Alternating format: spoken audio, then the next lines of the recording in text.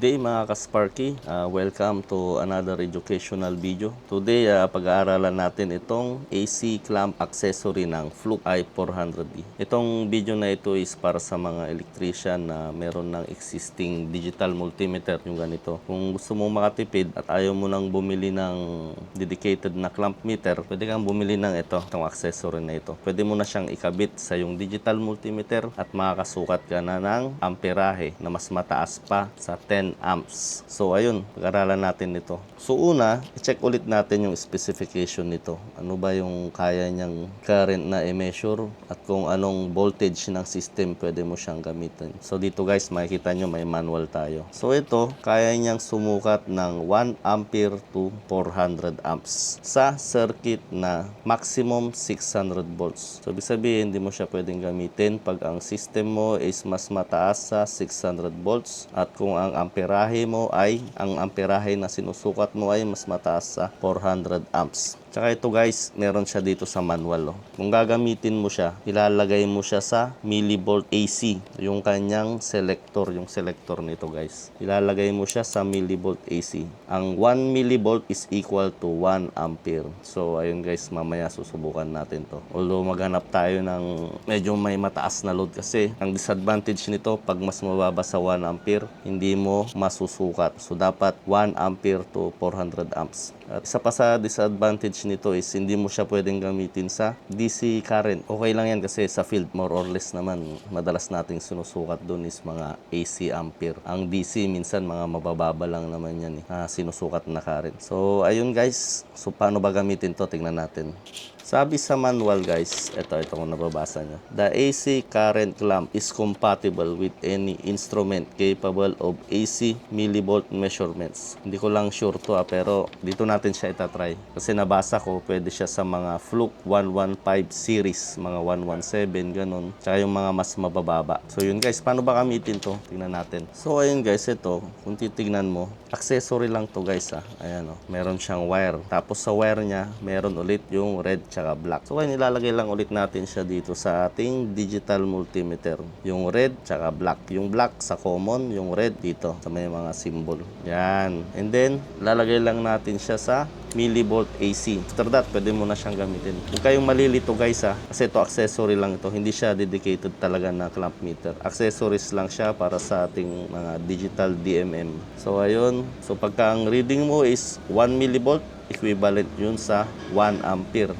Kung ang reading mo is 10 millivolt, ang equivalent nun is 10 ampere. Mamaya, sukatan natin yung entrada ng bahay, kung ilan yung amperahe na nakukonsumo ng ating bahay. So, ayun guys, share ko lang pala guys sa paggamit ng clamp meter. Ang dami kong nakikita online. Kung magme-measure ka ng clamp meter, dapat wag mong i-clamp yung dalawang phase or yung dalawang linya. Dapat kung magkla-clamp ka sa isang linya lang. So yun, lagay yung tandaan yun guys sa isang linya lang. Kasi dami kong nakikita, susukat ng amperahe gamit yung mga clamp meter. Kinaklamp nila sa dalawang phase. Mali yun guys. Kung magsukat ka nito, dapat sa isang linya lang. So parang ganito guys Ito, dito ulit tayo sa ating simpleng circuit. Itong ilaw na may saksakan.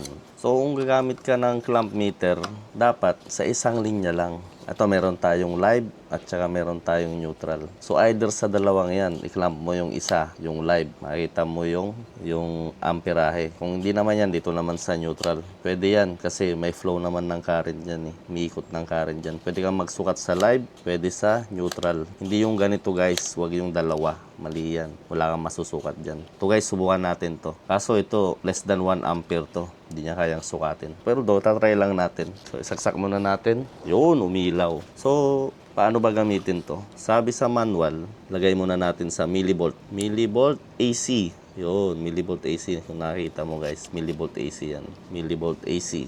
Ayan And then, lalagay natin to sa isang linya. Sa isang linya lang guys. Ito. Yun, hindi niya kayang sukatan.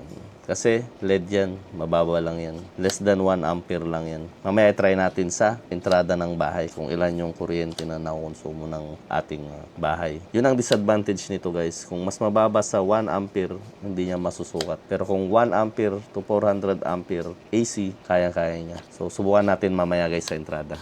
So ayun guys, for the sake of testing, susukatan natin yun.